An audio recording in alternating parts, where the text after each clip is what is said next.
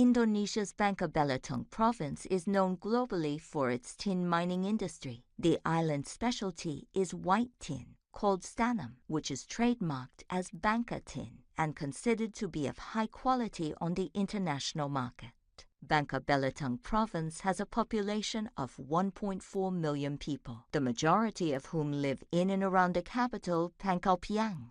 The largest ethnic group in the province is Malay, and local Malay dialects are the most commonly spoken languages in the region. There are also significant numbers of Javanese and Chinese people who live on the islands. The most common religion in Bangka Belitung is Islam, followed by Buddhism. Other practiced religions include Confucianism, Protestantism, Roman Catholicism, and Hinduism. In 2016, there were around 72,000 people in Bangka Belitung living under the poverty line. This equates to about 5% of the total population.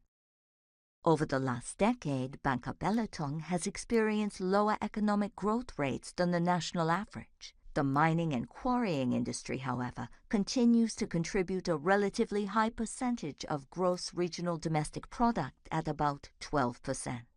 In Bangka, tin mining is conducted both onshore and offshore by the state-owned company PT Timah and by artisanal and small-scale miners. In Belitung, tin mining is predominantly artisanal and small-scale and is only permitted onshore due to a local commitment to preserve coastal areas for tourism and maritime resources. The impacts of tin mining in Bangka Belitung are wide-ranging. As a pillar of the regional economy, tin mining generates wealth and employment opportunities for local communities, providing much-needed income streams that help workers to support their families. But there are significant concerns over the environmental impacts of tin mining, which has led to the destruction of large areas of conservation forests. In the informal mining sector in particular, mines that have become uneconomic are often left abandoned with no rehabilitation. This leaves the landscape full of craters that are difficult to rehabilitate. Land clearing has also disrupted local farming methods and stifled the production of valuable community resources such as rice, rattan, and natural honey. Most offshore mining is informal, with inadequate monitoring and risk mitigation. The dredging and suction operations during underwater excavation cause large-scale sedimentation. This leads to coral bleaching and water contamination, coastal erosion, the pollution of rivers, and the destruction of marine ecosystems. The social impacts of tin mining are similarly problematic. Conflicts between formal and informal miners, as well as between local people and migrants, have strained community cohesion.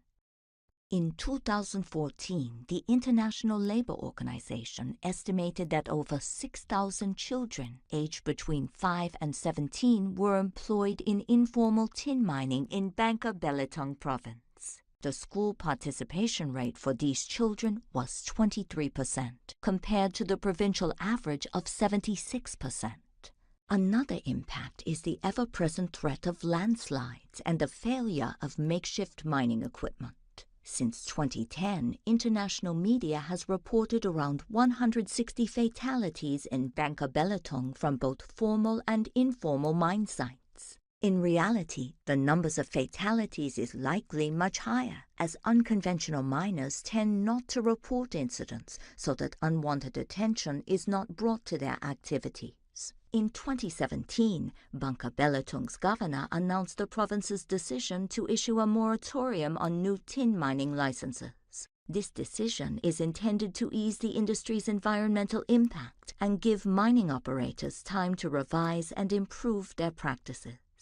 Meanwhile, a large high-grade tin deposit has been discovered on Bangka Belitung's neighboring island of Banyak Timah. With a population of 24,000 people and a surface area of 1,250 kilometers squared, Banyak Timah is much smaller than its neighboring islands, Bangka and Belitung.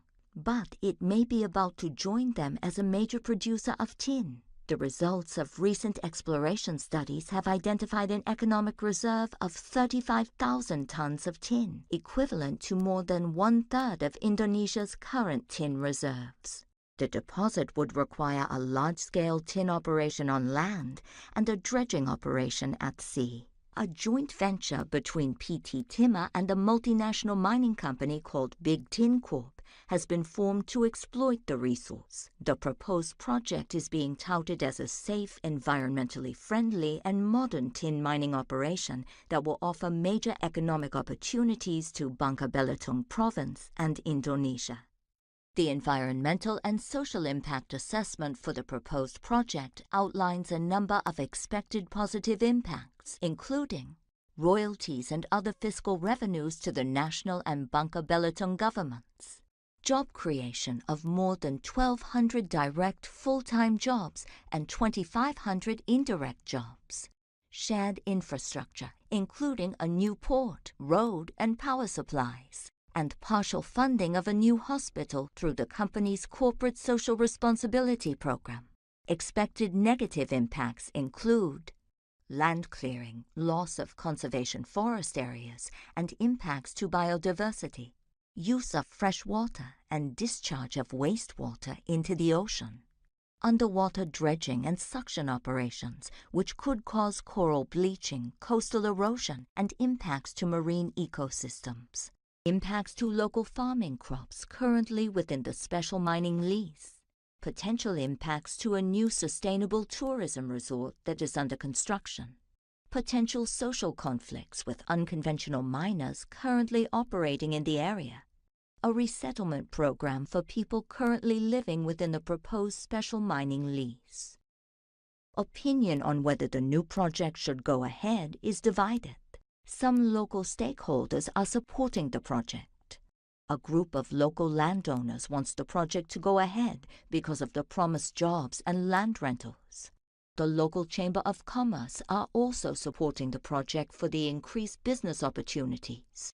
Major electronic companies see the new project as a way to supplement their supply chain with tin that is responsibly mined.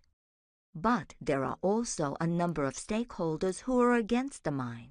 Local and international NGOs are opposing the project on environmental grounds. The local tourism authority is also against the mine because of the impact to the burgeoning tourism industry. Unconventional miners are concerned about the impact that the mine will have on their livelihoods.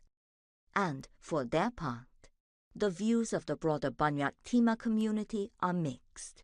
The national government has not yet come out with a position on the mine, and the local government is still discussing their options, weighing up the potential for significant economic benefits and job creation with the environmental and social impacts of the project.